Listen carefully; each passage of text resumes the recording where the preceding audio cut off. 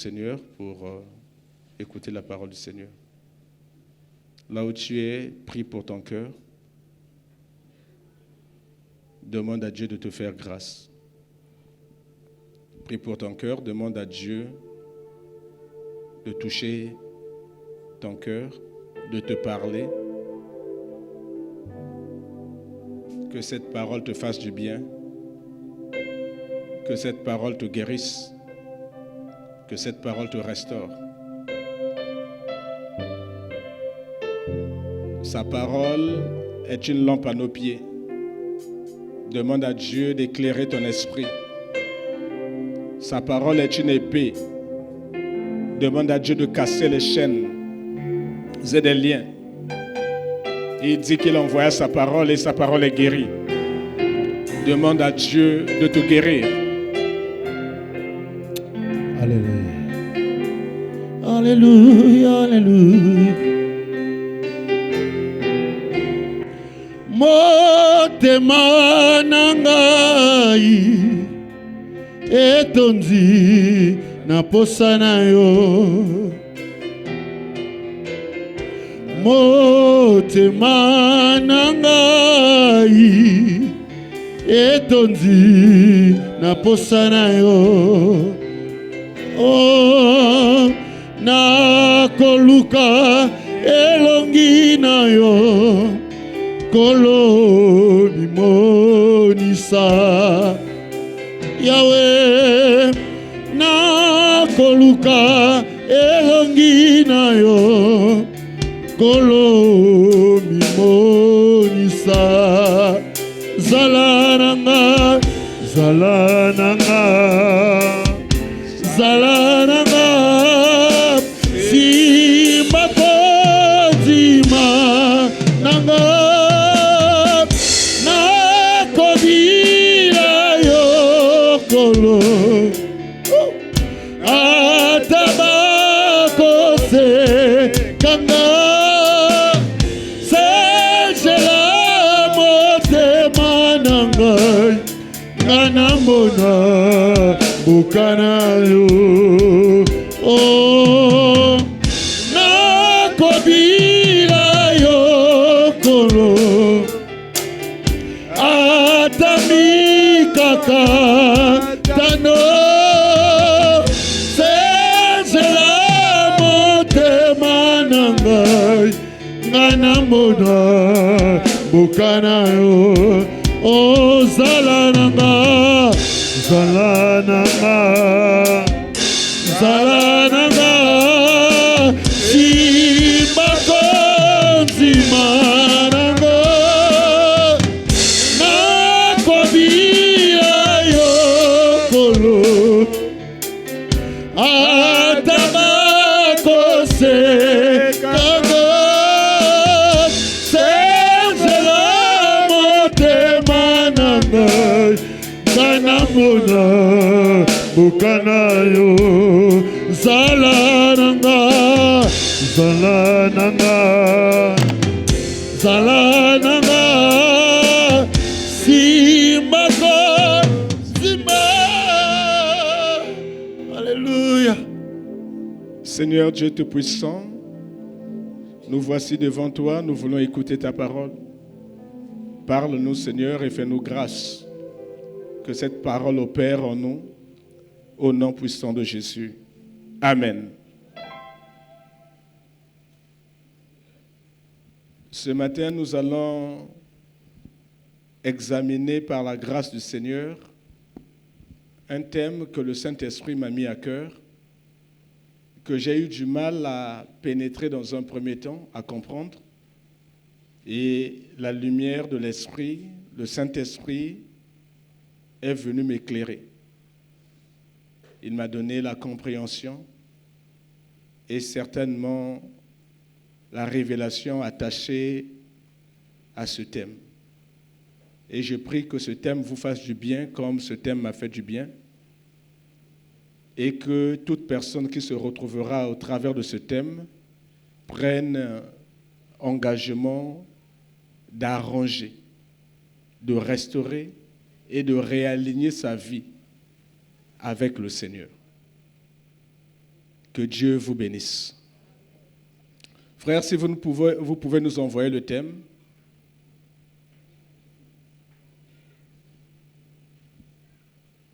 Voici, tous ceux qui disent des proverbes vont appliquer ce proverbe. Tel père, telle mère, telle fille. Voici, les gens qui disent des proverbes vont appliquer à toi, ma sœur qui est chrétienne ici, ce proverbe. Telle mère, telle fille. Mon frère, toi qui es chrétien avec nous ici, voici, tous ceux qui disent des proverbes vont t'appliquer à toi, qui es chrétien, ce proverbe. Tel père, tel fils. C'est une expression que nous connaissons. Ça s'applique sous deux angles, souvent. Dans le bon sens, quand un enfant produit des bonnes œuvres et le père ou les gens qui sont autour viennent appliquer le proverbe. Parce que l'enfant est brillant, l'enfant a réussi, et les gens viennent dire, oh, telle mère, telle fille. Parce qu'on dit que l'enfant est à l'image de ce qu'est son parent. C'est-à-dire, maman en fait bien, normalement, il n'y avait pas de raison que l'enfant ne fasse mal. Donc, en réalité, l'enfant est comme sa mère. Ça, c'est dans le bon sens. Telle mère, telle fille. Ou tel père, tel fils. Les gens qui appliquent les proverbes peuvent le faire. Mais ça peut être aussi une fierté du père ou de la mère. C'est-à-dire, les gens parlent de son enfant qui a réussi. Lui, il aimerait que les gens aussi savent que lui, il avait réussi. Et là, il glisse ce petit proverbe pour dire, oh, mais tel père, tel fils. Il est content, il est heureux. Ou c'est la mère qui dit, mais telle mère, telle fille. Elle est heureuse de le dire. Mais ça se dit aussi dans un sens négatif. Quand l'enfant produit des œuvres qui font honte et que les gens comprennent que ce qu'elle fait là, sa mère a eu à faire ça. Ou ce que le fils fait est exactement à l'image de ce que son père était quand il avait son âge. Alors les gens qui appliquent les proverbes, les gens qui disent les proverbes, viendront et appliqueront ce proverbe à cet enfant pour dire, mais tel père, tel fils, ça ne nous étonne pas que l'enfant se comporte ainsi, mais son père a été peut-être pire que ça. Et telle mère, telle fille, mais ça ne nous étonne pas que la fille soit chassée de son foyer pour adultère. Mais la mère a connu la même chose. C'est là où nous les chrétiens, nous identifions ce que nous appelons les liens familiaux. Les liens de famille. Mais normalement, à nous qui sommes enfants de Dieu, on ne pouvait plus appliquer de tels proverbes. Parce que par définition, ce n'est plus toi qui vis.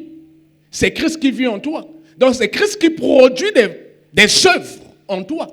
Donc ça ne peut pas être des œuvres de la honte. Ça ne peut pas être les mauvaises œuvres. Parce que, mais la Bible dit, à tous ceux qui l'ont reçu, à tous ceux qui croient en son nom, la parole, la lumière de Dieu a donné le pouvoir de devenir enfant de Dieu. Donc, la Bible continue par dire, tu n'es plus donc né ni de la volonté du sang de ton père, ni de la volonté du sang, ni de la volonté de la chair, ni de la volonté d'un homme, mais tu es né de la volonté de Dieu. C'est ce que nous appelons nouvelle naissance en Jésus. Comment est-ce possible, après tant d'années de vie chrétienne, que le monde arrive encore à t'appliquer ce proverbe? à toi. Comment l'expliquer? Que le monde, des gens qui disent des proverbes, on te regarde, toi qui es notre frère en Christ, toi qui es notre sœur en Christ, on me regarde, moi qui suis votre pasteur, et on m'applique à moi ce proverbe pour dire qu'il est à l'image de son père. Je ne peux pas critiquer mon père, mon défunt père, j'entends. Je n'ai que amour, respect pour lui, mais je ne peux pas faire ce que mon défunt père a fait, parce que je suis devenu chrétien, je suis enfant de Dieu. De leur temps, il était normal qu'un homme ait plusieurs femmes. De leur temps. C'est une richesse. C'était un signe de noblesse. Oui, mais est-ce que cela correspondait à la volonté de Dieu? Est-ce que moi, je dois vivre comme lui l'a vécu? Mais le jour où le monde trouvera que tu fais cette chose comme l'a été ton père, le monde viendra dire, mais votre pasteur est tel qu'a été son père. Donc, tel père, tel fils. Je préfère parler de moi pour ne pas choquer les gens. Je parle de moi.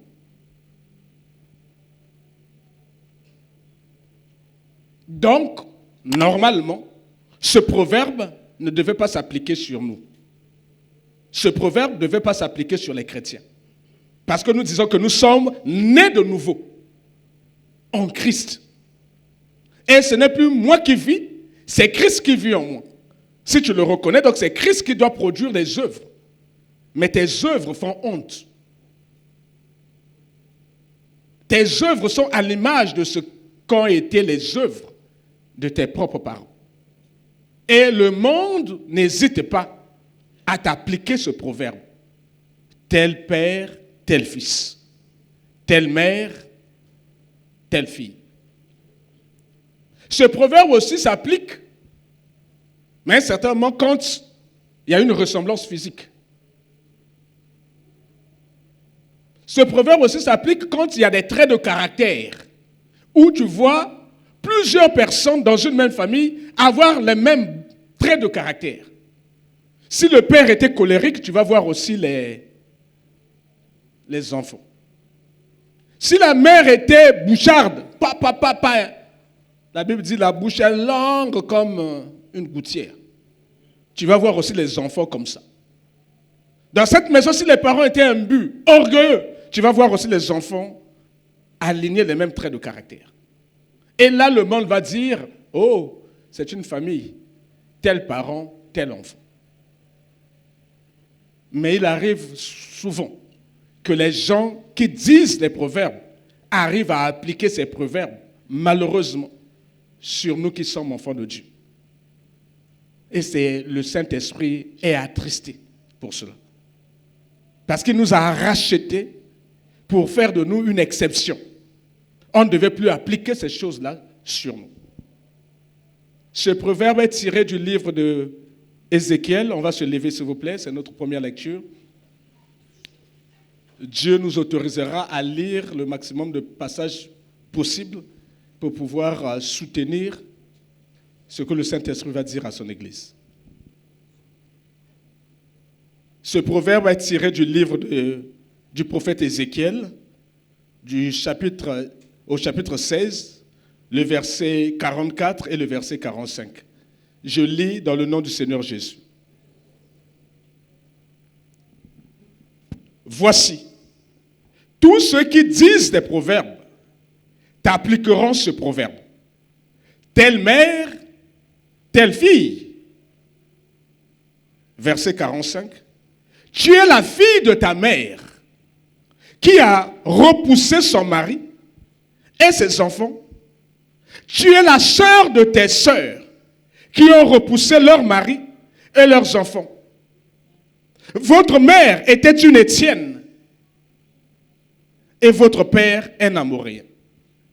Veuillez vous asseoir. C'était un livre prophétique. C'est un livre prophétique. C'est le procès que le Seigneur, Dieu, faisait à son peuple, Israël. Mais le Seigneur m'a dit, prends ça. Il y aura beaucoup de choses à dire à mon peuple. Il faut les réaligner, il faut les ramener sur ce qui est vrai. Pour ne pas qu'on leur applique ce proverbe. Malheureusement, il y a plusieurs parmi nous ici à qui on applique encore ce proverbe jusqu'à ce jour. Et si on t'applique ce proverbe, ce qui veut dire que ta vie a des trous, ta vie a des défauts de cuirasse, et que tu es encore esclave du diable au travers des liens de famille. Telle mère, telle fille, par extension, par extrapolation, on peut dire tel père, tel fils. Et le Seigneur donne une explication. Pourquoi le dit-on? Le verset 45 nous donne l'explication. On dit parce que tu es la fille de ta mère. Qu'est-ce que ta mère a eu à faire? Ta mère a repoussé son mari et ses enfants. Donc là, quand le Seigneur dit que tu es la fille de ta mère, parce que ta mère a délaissé son foyer, a délaissé ses enfants, pourquoi? Mais certainement parce qu'elle avait suivi un homme. Un autre homme plus fortuné, certainement. Elle a repoussé le mari. Elle a abandonné ses enfants. Et la Bible dit, tu es comme ta mère. Donc en réalité, ce qui se passe, c'est que toi aussi, tu viens d'abandonner ton foyer et tes enfants pour suivre un autre homme.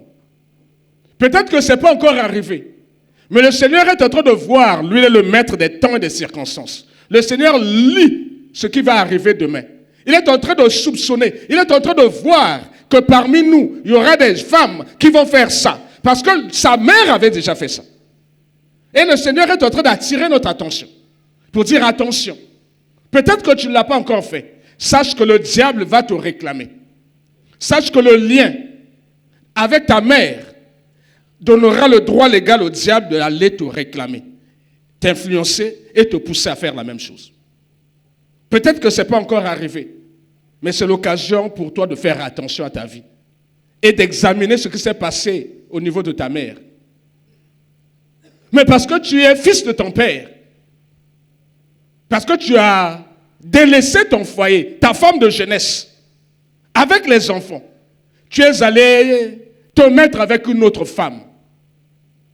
Peut-être que ce n'est pas encore arrivé, mais le Seigneur qui sait lire les temps, lui, il voit ce qui va arriver demain. Le futur n'existe pas chez Dieu. Le passé n'existe pas chez Dieu. Le présent n'existe pas de Dieu. Dieu vit en dehors du temps. Si vous lisez les Écritures dans le livre de Genèse, le temps a été donné aux hommes pour se gérer. Dieu a créé les luminaires, le plus grand et le plus petit, pour que nous gérons le temps. Mais Dieu vit en dehors de ce temps. Dieu n'est pas influencé par notre temps. Voilà pourquoi la Bible dit qu'un jour chez Dieu, c'est comme 1000 ans. 1000 ans, c'est comme un jour. Amen. Quand nous comptons, ça fait 10 ans que la Kota Nzamba le Bango, ça fait une année. Ou ça fait 1 heure que Yo Bandi ko souffrait. Amen. La notion du temps est terrestre, est humaine. Dieu vit en dehors du temps. En dehors de ce temps. Le temps de Dieu se compte en éternité. Il vit d'éternité en éternité. La mesure humaine ne saurait comprendre cette notion. Parce que tu es le fils de ton père. Et Dieu est en train de dire attention. Si tu ne l'as pas encore fait, le diable a trouvé en toi des droits légaux, les liens de famille. Il va actionner ces liens. Toi, tu finiras par abandonner ta femme. Tu finiras par abandonner tes enfants pour suivre une femme. Certainement que tu penses être plus belle que ta femme. Le disant, tu vas dire non, ce n'est pas possible, Seigneur. Non, moi j'aime ma femme. Mais c'est parce que les conditions de temps, de pression, ne sont pas encore réunies. Parce que Dieu va te bénir, Dieu va t'élever d'ici là. Mais quand l'argent va arriver, les conditions vont changer. Et le diable va utiliser le lien d'impudicité. Parce que ton père a fait ça. Le diable va utiliser ce lien. Quand les conditions seraient réunies, tu te retrouveras, tu diras, ah, mais on m'avait déjà dit ça. Mais parce que les conditions n'étaient pas encore réunies. Et toi, tu dis, non, j'aime ma femme, ce n'est pas possible, Seigneur. Ça ne peut pas m'arriver à moi. Exactement comme le fit l'apôtre Pierre. Quand le Seigneur lui dit, aujourd'hui le coq ne chantera pas, cette nuit le coq ne chantera pas 3 fois, que tu m'aies renié, il dit, c'est pas possible. S'il faut mourir avec toi, moi je mourrai avec toi. Les conditions n'étaient pas encore réunies. Mais le jour où on a réuni les conditions, la peur de la mort, on est venu attraper le Seigneur Jésus. On lui dit, toi aussi tu es avec... Il dit, non, non, non. Il vient ici, la femme dit, femme, moi j'ai un problème avec toi. Tu m'avais vu avec ce Jésus. Il va là-bas, on dit, mais toi tu parles comme lui, il dit, je ne le connais pas. Le Seigneur est en train de nous parler peut-être des choses à venir. Mais il ne veut pas que nous puissions nous perdre. Et le Seigneur attire notre attention. Il ne veut pas que ce proverbe te soit appliqué à toi, ma sœur, te soit appliqué à toi, mon frère, mais soit appliqué à moi qui suis votre pasteur. À cause des liens non coupés. Mais le Seigneur a pris des exemples. Ici, c'est un exemple pour nous, en disant que tu es à l'image de ta mère qui avait repoussé son mari et ses enfants pour aller peut-être suivre un homme qui est fortuné.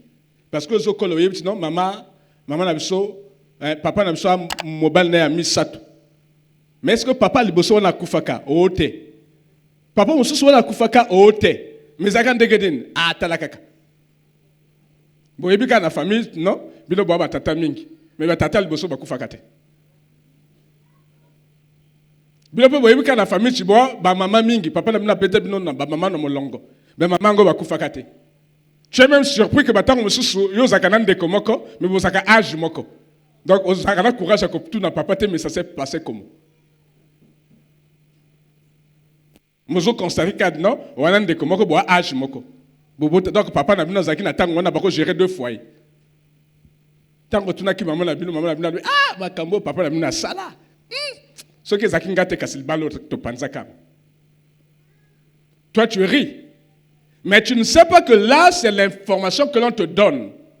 Si tu ne fais pas attention, demain, ceux qui disent des proverbes t'appliqueront ce proverbe qui dit telle mère, tel fils, telle fille, père, tel fils.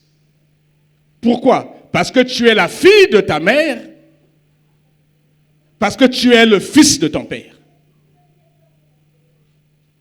Les loups ne font pas des lionceaux. Les loups ne font que des louveteaux. Les hommes ne font que des hommes.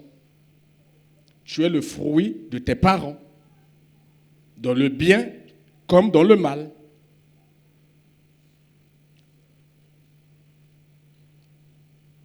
Mais au-delà du foyer, il se pourrait que ton père ait connu des misères dans sa vie, ait connu des licenciements abusifs, ait connu des temps de difficulté, même d'emprisonnement.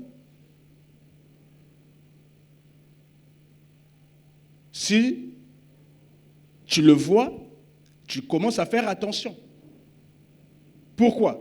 Mais parce que la Bible dit, non seulement que tu es la fille de ta mère qui a repoussé son mari et ses enfants, tu es aussi la sœur de tes sœurs qui ont fait la même chose.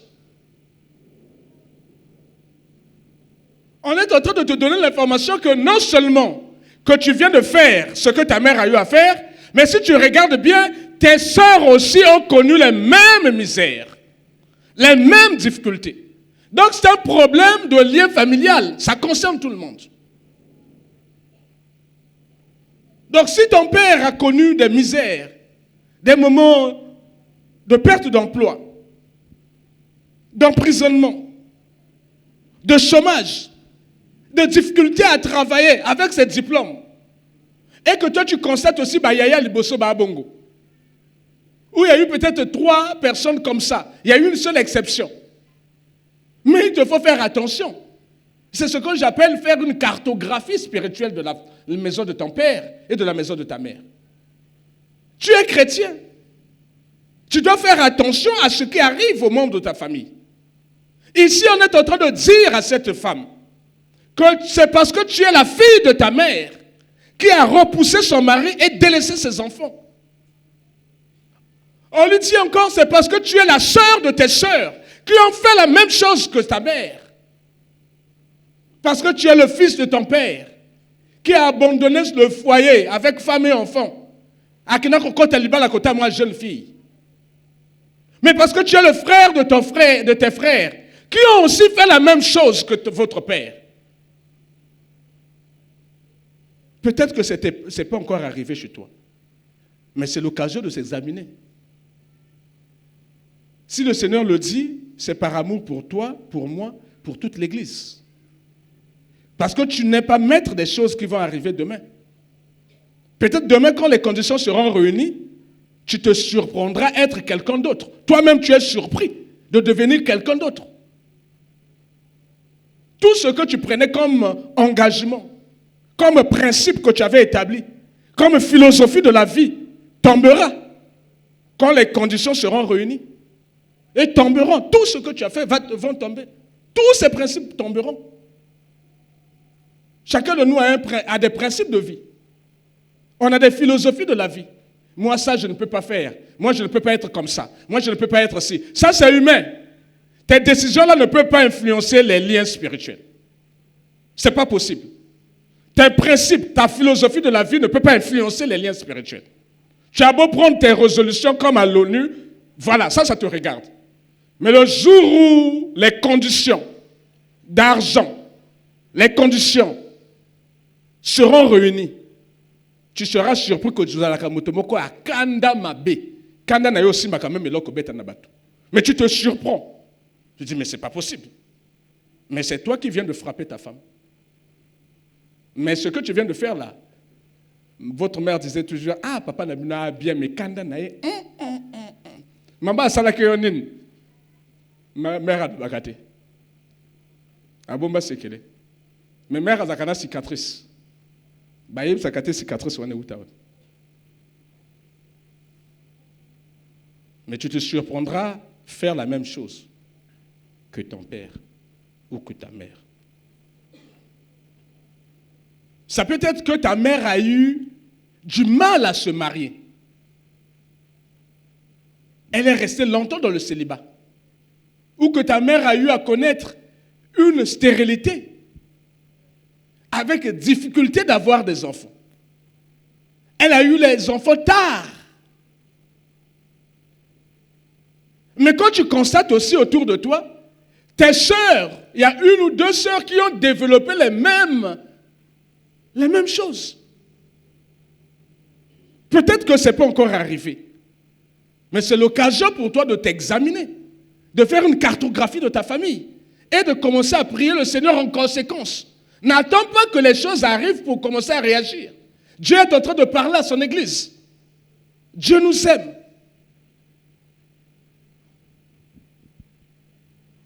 Ça peut être des problèmes de fausses couches, de grossesse arrêtée. Que sais-je?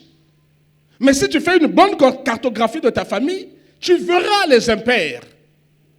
Tu verras les choses qui ne vont pas. Ça peut être la facilité à aller chez les féticheurs.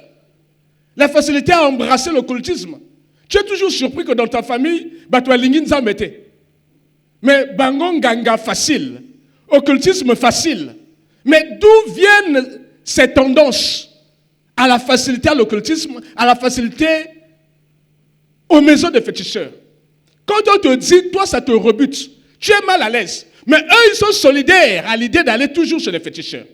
Mais quand tu t'examines, mais c'est ce que tes parents aimaient pratiquer. Ça peut être la sorcellerie. Tu te surprendras un jour, le but moi dans l'ikamomabe, l'ikamangoei. Tu dis mais c'est pas possible, mais aux akande moloki oye bakate. Et les kanaka na makila. Le Seigneur parle à quelqu'un? Bien-aimé dans le Seigneur.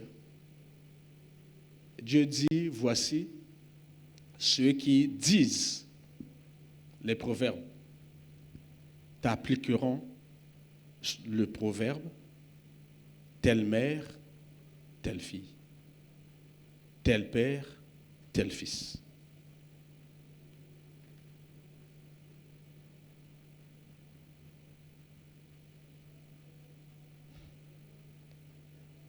nous devons faire très attention. Nous devons nous examiner. La troisième raison pour laquelle le Seigneur nous demande de nous examiner, en dehors du fait que nous soyons, ou que tu sois, fille de ta mère, qui a fait une bêtise que toi tu viens de commettre, en dehors de ce que tu sois, fils de ton père, qui avait fait des impairs que toi aussi tu viens de commettre, en dehors de ce que tu sois, sœur de tes sœurs, qui ont fait les mêmes choses que votre mère, en dehors de ce que tu sois, frère de tes frères, qui ont fait les mêmes bêtises, ont commis les mêmes péchés que votre père, Dieu ajoute une couche. C'est la troisième raison.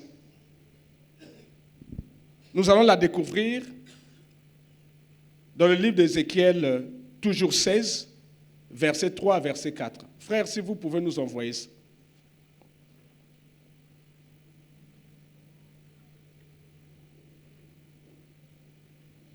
Revenez sur le premier verset.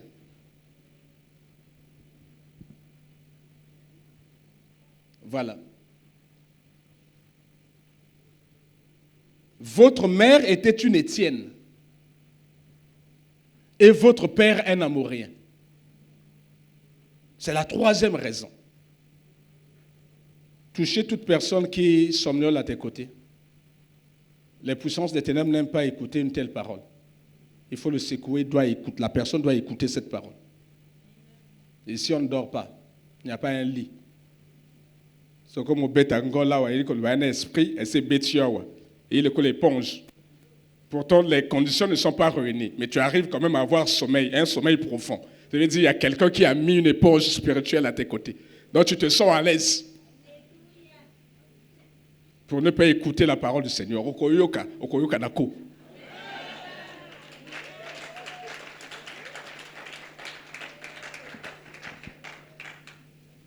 Votre mère est une Étienne et votre père un Amoréen. Si vous lisez le livre de Genèse, vous allez voir ces noms. Donc, votre mère est une Cananéenne, votre père est un Cananéen. Or, nous savons que Dieu avait dit à Abraham que le péché des Amoréens, l'iniquité des Amoréens n'est pas encore arrivée à son comble. Ce sont des gens qui, dont le péché est le sport favori. Ce sont des idolâtres, ce sont des païens, des gens qui ne connaissaient pas Dieu. Or, il se trouve que plusieurs d'entre nous ici, nous sommes enfants des gens qui n'ont jamais connu le Seigneur Jésus. Des Amoréens, des Étiens, des pécheurs. Ils n'ont eu qu'à pécher. Et le péché, chez eux, c'était normal. Je vous ai dit, avoir plusieurs femmes, c'est normal. Ça faisait partie des valeurs d'une société. Donc, ils n'ont eu qu'à faire ça. Pécher, être dans l'idolâtrie, aller chez les féticheurs, être dans la sorcellerie, être dans l'occultisme. Ils n'ont eu que ça. Dieu nous rappelle que nous sommes les enfants de ces personnes. Donc, forcément, ça laisse des traces. Forcément, ça laisse des traces. Forcément, ça laisse des traces spirituelles. On acclame le Seigneur.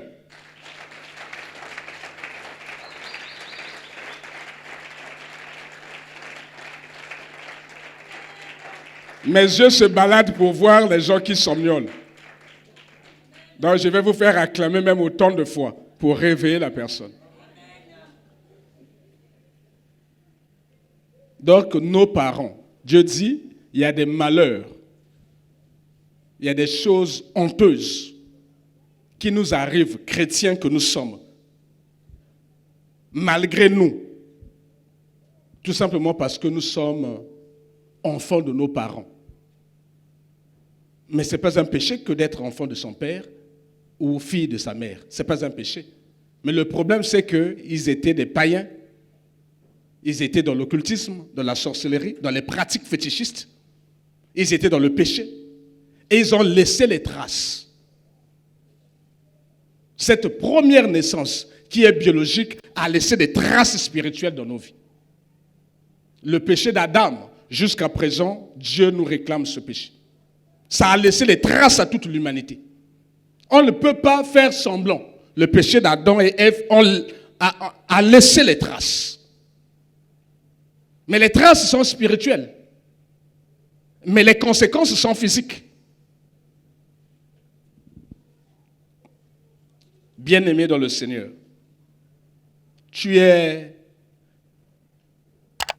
ta mère, votre mère était une Étienne. Et votre père un Amoréen, habitant de Canaan, là où il y avait des géants, là où il y avait l'idolâtrie, là où il y avait des pratiques occultes, là où il y avait des pratiques contre nature. Si vous lisez le livre de Lévitique, Dieu donne des interdits sexuels à son peuple. Il dit, vous ne ferez pas comme les gens qui habitaient ce territoire. Mais les gens, lesquels habitaient ce territoire? Les Héthites, dont la femme était Étienne, les Amoréens, les Girgasiens, les Jébusiens et autres Cananéens. Ils ont laissé des traces à cette famille, à notre famille. Jérémie 16, verset 3 à verset 4.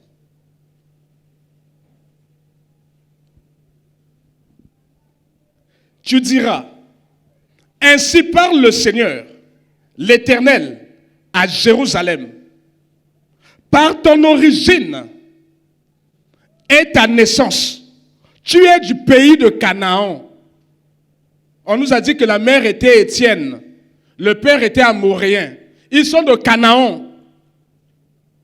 Ton père était un Amoréen et la mère est ta mère une Étienne.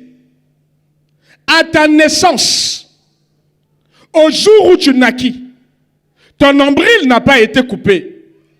Tu n'as pas été lavé avec l'eau pour être purifié. Tu n'as pas été frotté avec du sel. Tu n'as pas été enveloppé dans des langes. Mais quand j'ai lu ça, j'ai interrogé le Saint-Esprit. J'ai dit, je ne comprends pas. Moi, je suis déjà né. Je n'ai plus le cordon ombilical. Tu es en train de me dire qu'il peut y avoir des choses qui m'arrivent parce que je suis fils de mon père ou fils de ma mère ou pour l'Église, mes bien-aimés, les sœurs, parce qu'elles sont filles de leur mère, et tu nous donnes des raisons pour lesquelles nous sommes encore dans ces choses viles, dans ces œuvres mortes, quoique chrétiens, quoique chrétiennes. Tu nous donnes des raisons pour lesquelles les gens qui disent des proverbes arrivent encore à ce jour à appliquer le proverbe telle fille, tel père, telle mère, telle fille, tel père, tel fils. Mais je ne comprends pas l'explication. Le Seigneur dit, parce que tes parents sont des païens. J'ai compris. Mais le Seigneur va plus loin pour dire, parce qu'à ta naissance, au jour où tu naquis, ton nombril n'a pas été coupé. Ce n'est pas possible. Le Saint-Esprit m'a dit, ce n'est pas rentrer encore dans le sein de ta mère, comme Nicodème voulait le faire. Il dit, le Seigneur Jésus lui a dit, il faut que quelqu'un naisse de nouveau. Il dit, mais ce n'est pas possible. Je rentrerai encore dans le sein de ma mère pour naître? Non. Ici, le Seigneur est en train de nous dire, voici les choses qui n'ont pas été faites le jour où nous sommes nés de nouveau. Plusieurs d'entre nous ici sommes nés de nouveau. Mais il y avait des choses à faire. On les a bâclées. Les choses qui devaient nous désunir spirituellement de la maison de nos mères, de la maison de nos pères, pour nous joindre à Dieu. Ces choses n'ont pas été faites. Et nous sommes restés liés, quoique chrétiens, quoique chrétiennes, liés à la maison de nos mères, liés à la maison de nos pères. Parce qu'à notre nouvelle naissance, il y a un minimum de choses qui n'a pas été fait.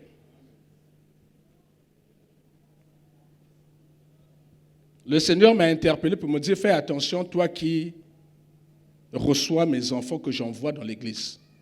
C'est à toi d'observer ces principes pour éviter que demain, on applique aux membres de mon église ce proverbe.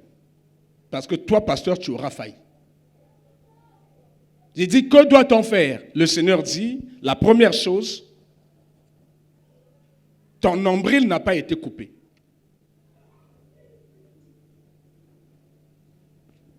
Nous sommes tous liés, nous étions tous liés à nos mamans par le nombril. C'est le lien de sang, c'est le lien de la chair. Donc plusieurs personnes qui ont reçu Jésus comme Seigneur et Sauveur, c'est une nouvelle naissance, mais sont restés liés par un cordon ombilical spirituel à la maison de leur père, à la maison de leur mère. Alors que le Seigneur dit, frère, le livre de Jean, je vous ai dit qu'on lira beaucoup.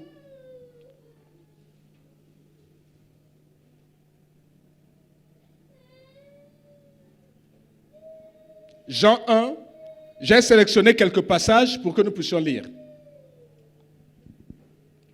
Suivez-moi bien. La Bible dit, au commencement était la parole était avec Dieu, et la parole était Dieu. Je suis venu au verset 4. En elle était la vie. Dans la parole de Dieu se trouvait la vie. Et la vie était la lumière des hommes. Quand tu reçois la parole, donc tu reçois Jésus, tu reçois la lumière qui éclaire ta vie. La lumière, lui, dans les ténèbres, et les ténèbres ne l'ont point reçue.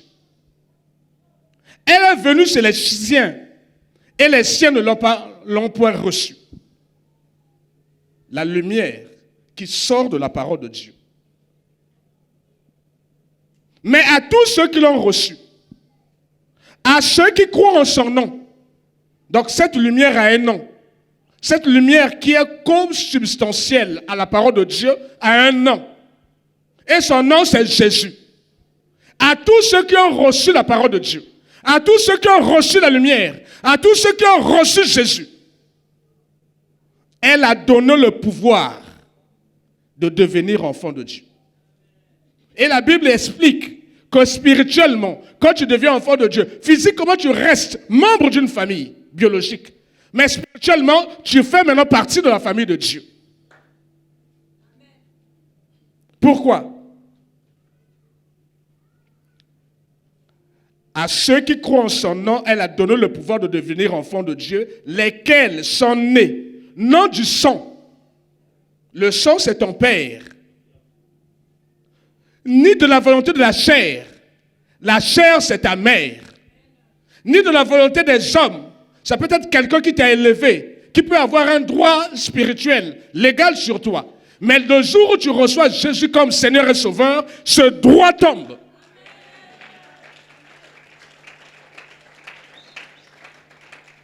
Donc, à cause de l'œuvre de la croix, à cause de la puissance de la parole de Dieu, à cause du témoignage de ta nouvelle naissance en Jésus, normalement, on ne peut plus t'appliquer telle mère, telle fille. Ce n'est pas possible.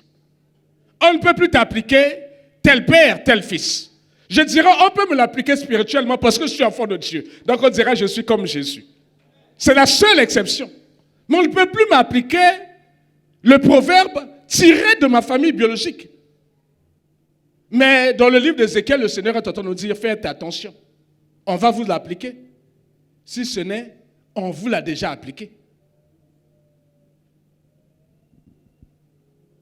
Parce que ton nombril n'a pas été coupé. Parce que tu es resté biologiquement et spirituellement enfant de ta mère, enfant de ton père. Voilà pourquoi les mêmes misères que ta mère a connues t'arrivent à toi. Mais pourtant tu es chrétien. Pourtant tu es chrétienne. Parce que quand tu as reçu le Seigneur Jésus comme Seigneur et Sauveur, on n'a pas coupé les liens de famille. On t'a fait citer de prière, après on a dit tu es devenu chrétien. Mais personne n'a fait attention à ta cartographie spirituelle. Le diable avait des droits légaux sur toi. Mais il va te les réclamer. Il attend que les conditions soient réunies. Parce qu'il sait que Dieu va te bénir. Et il va utiliser cette bénédiction pour te faire du mal. Dieu avait béni Adam et Ève en les mettant dans un jardin merveilleux. Le diable a utilisé les fruits de ce jardin pour les faire sortir du jardin. Le diable utilisera la bénédiction, il veut utiliser la bénédiction que Dieu va te donner pour te faire sortir de la bénédiction. Il te faut faire attention. Ne lui donne pas l'occasion.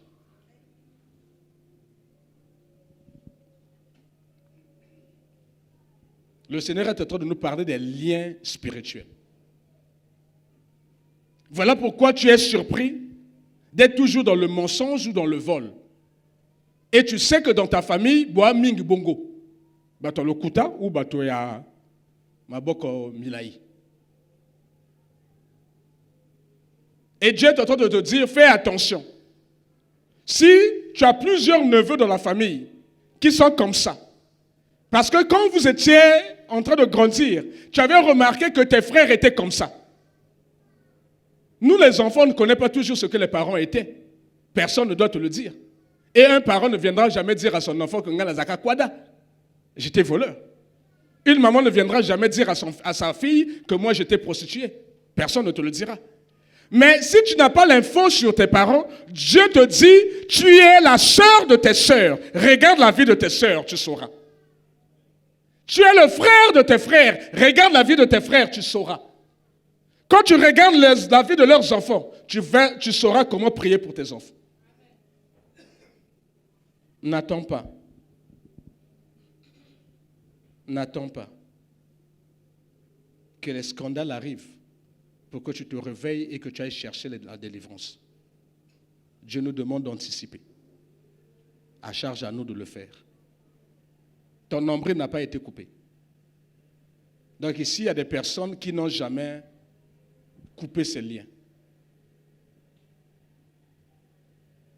Et le 7, le 8, nous aurons l'occasion de le faire. Mais c'est parce que aussi ici, il y a des gens qui n'ont jamais fait la prière pour recevoir le Seigneur Jésus. Ils sont chrétiens au milieu de nous, mais ils n'ont jamais fait cette prière, cette déclaration importante. Qui est ici, qui n'a jamais fait la déclaration qui dit, Seigneur Jésus, je te reçois comme mon Seigneur et Sauveur. Ici, s'il y a quelqu'un qui lève la main, ce n'est pas une honte. Tu lèves la main, je t'identifie et je ferai faire cette prière avec toi. Donc tout le monde ici a déjà fait la prière pour recevoir Jésus. Béni soit le nom du Seigneur. La deuxième raison,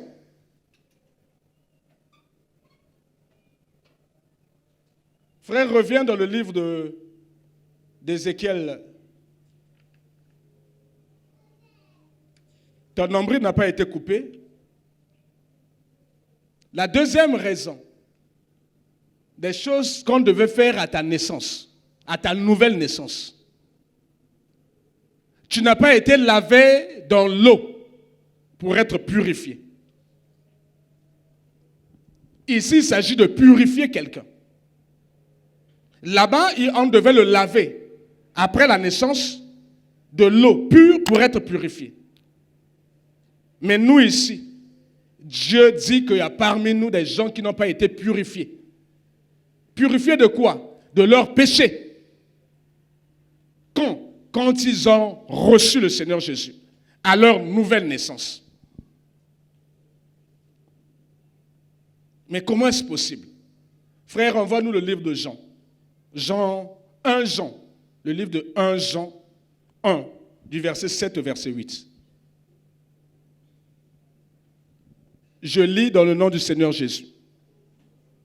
Mais si nous marchons dans la lumière, il y a une condition. Si nous marchons dans la lumière, comme il est lui-même dans la lumière, nous sommes mutuellement en communion. Et le sang de Jésus, son Fils, nous purifie de tout péché. Mais il y a une condition.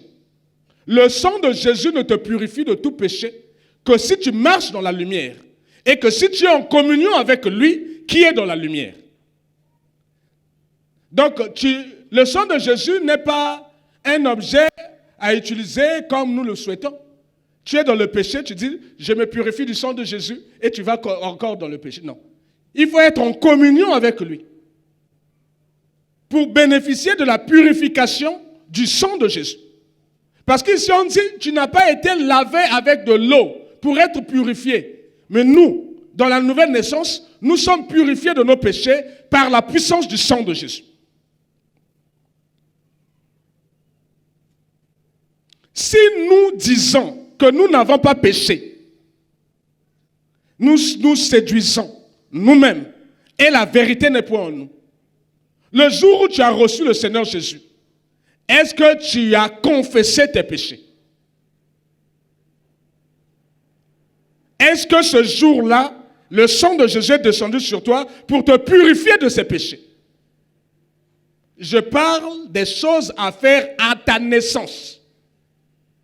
Je ne dis pas des choses à faire quand tu es devenu grand. Le jour de ta naissance, de ta nouvelle naissance en Christ, le jour où tu as reçu le Seigneur Jésus comme Seigneur et comme Sauveur, est-ce que ce jour-là, tu as confessé tes péchés? Est-ce que ce jour-là, tu as dénoncé tes alliances? Tu as été chez les féticheurs prendre des fétiches. Tu as pris les maris d'autrui. Tu as fait des avortements. Ce sont des crimes. C'est de l'idolâtrie. Et parce que tu viens, tu dis, Seigneur Jésus, je te reçois comme Seigneur et Sauveur. Tu penses que le diable n'a plus le droit sur toi?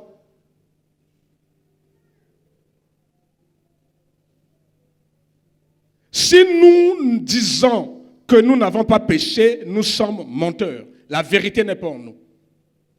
Mais si nous confessons nos péchés, il est juste, il est fidèle et juste pour nous les pardonner.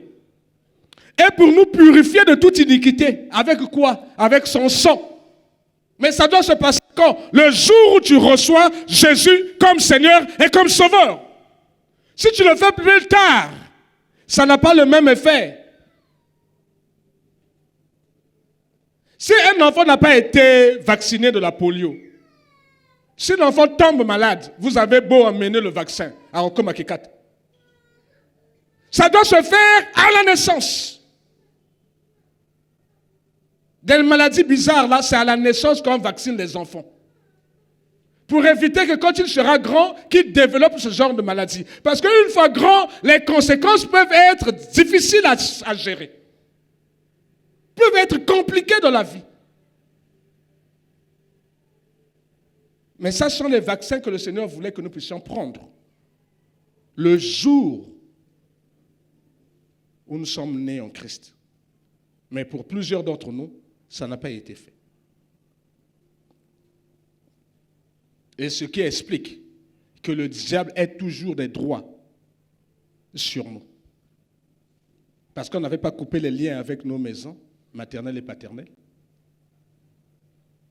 Mais parce que nous n'avons pas été lavés par l'eau pure, nous n'avons pas été purifiés par le sang de Jésus. Parce que nous n'avons pas confessé. Parce que le Seigneur dit, il ne purifie que celui qui confesse. Or, nous sommes rentrés comme enfants de Dieu avec tout notre background, notre passé d'avorteurs, de fétichistes, d'occultistes, avec toutes ces choses-là. Et on a dit seulement, c'est le Dieu de la grâce. Mais pourquoi on t'applique encore ce proverbe? La troisième raison. Frère, tu peux revenir sur le livre d'Ézéchiel. La troisième raison, c'est qu'à ta naissance, tu n'as pas été frotté du sel. Tu n'as pas été frotté avec du sel. Si vous lisez la parole de Dieu, le sel purifie. Le sel est à l'image de la parole de Dieu.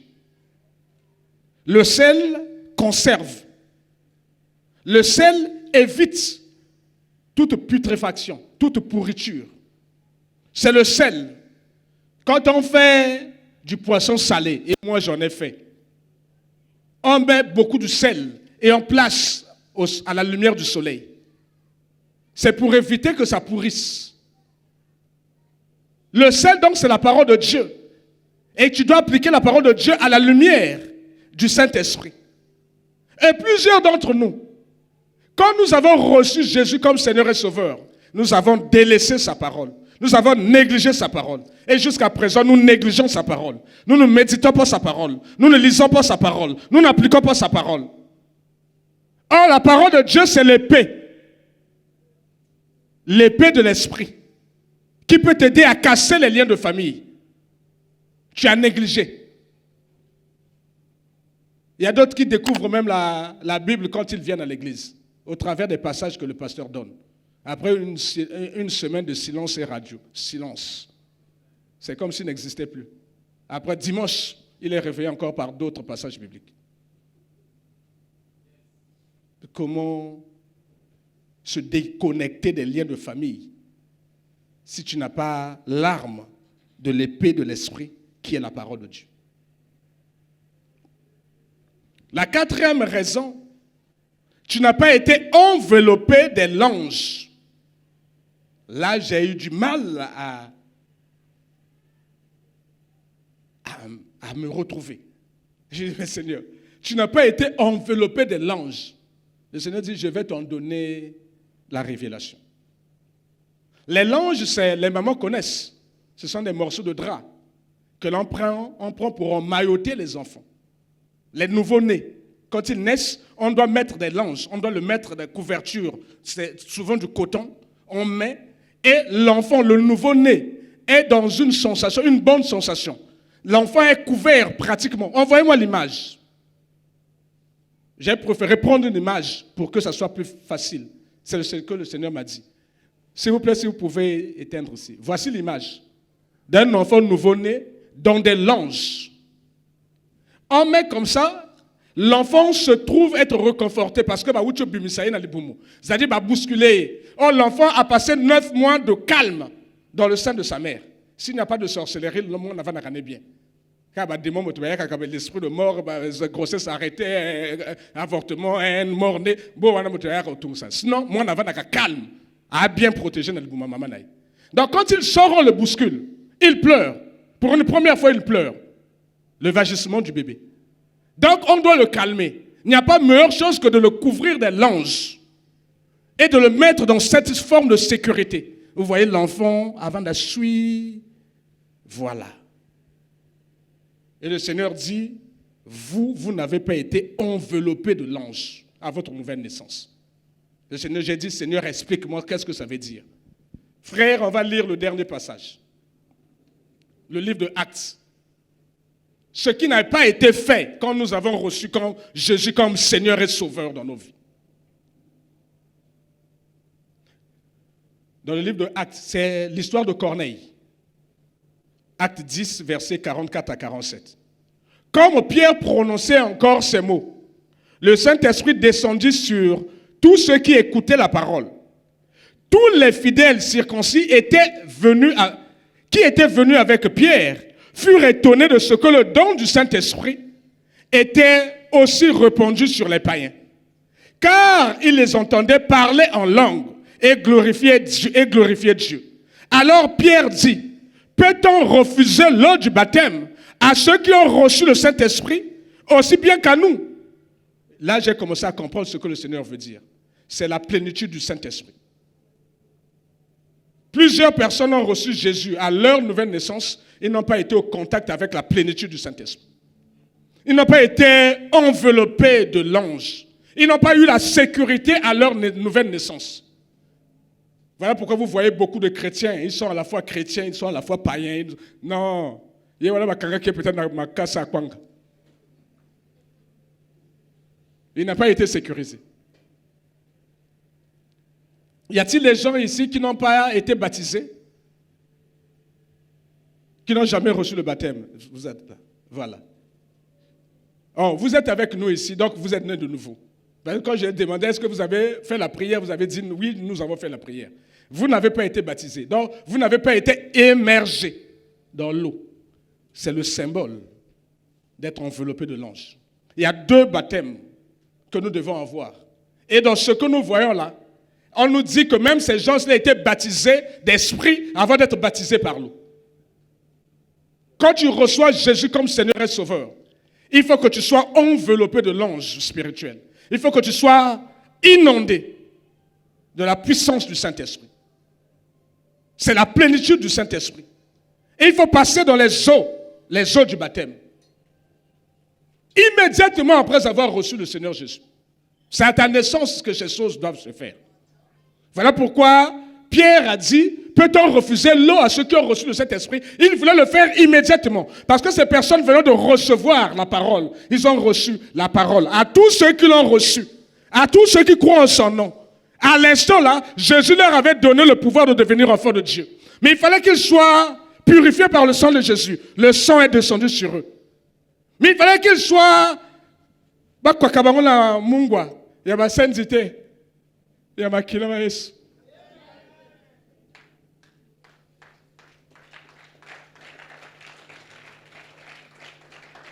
Il fallait qu'ils soient enveloppés de l'ange. Le Saint-Esprit était descendu sur ces personnes.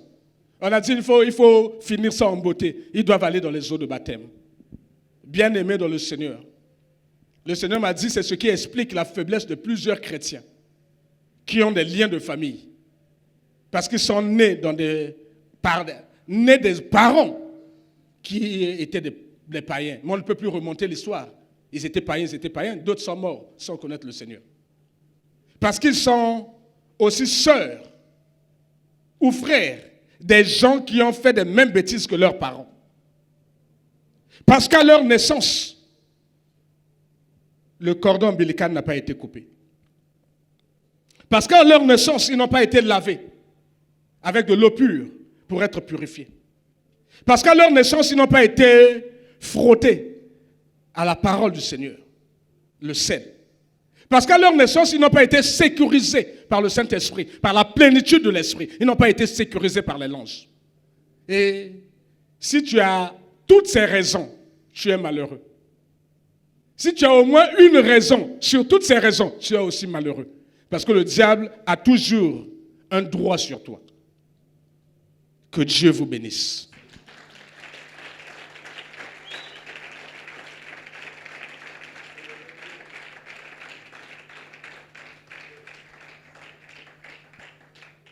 Nous allons continuer ces explications le 7, le 8 et le 9. Parce que là, nous parlerons du sang de Jésus qui purifie nos péchés. Et j'aurai l'occasion de faire des prières pour toute personne qui veut recevoir le Seigneur Jésus. J'aurai l'occasion de prier pour casser les liens, pour appliquer le sang de Jésus. Et j'aurai l'occasion de demander aux gens de demander pardon pour les péchés qu'ils auraient dû dénoncer le jour où ils avaient reçu le Seigneur Jésus. Et que Dieu nous délivre. Et que ce proverbe ne soit plus appliqué sur nous. Et ne soit jamais appliqué sur nous. Et je le dis dans le nom puissant du Seigneur Jésus. Amen. On va prier, on va remercier le Seigneur pour sa parole. Éternel Dieu tout-puissant, éternel Dieu magnifique, merci. Merci. Merci pour cette révélation que tu viens de nous donner au travers de ta parole. Tu ne veux pas et tu ne souhaites pas qu'on applique ce proverbe sur moi, sur mon épouse, sur mes bien-aimés frères ou sœurs qui sont dans cette église. Seigneur, tu es aussi prêt, même si nous avons commis par le passé des bêtises, à l'image de nos parents ou à l'image de nos frères et sœurs. Tu as dit que tu es fidèle et juste de nous les pardonner et de nous purifier par ton sang, si jamais nous acceptons de les confesser. Seigneur, merci pour cette occasion. Merci pour cette parole. Seigneur, que cette parole puisse produire en nous la vie. Que cette parole, Seigneur, puisse casser les liens et les chaînes. Que cette parole puisse nous délivrer, Seigneur, de la maison de nos mères et de nos pères. Glorifie ton Saint-Nom, Seigneur, dans ton Église, dans nos vies et dans nos familles, dans le puissant nom de Jésus. Merci pour ta parole. Merci. Merci beaucoup pour ta révélation. Que cette parole ne soit jamais volée, Papa. Grave-la sur la table de nos cœurs, dans le puissant nom de Jésus-Christ. Amen. On acclame pour le Seigneur.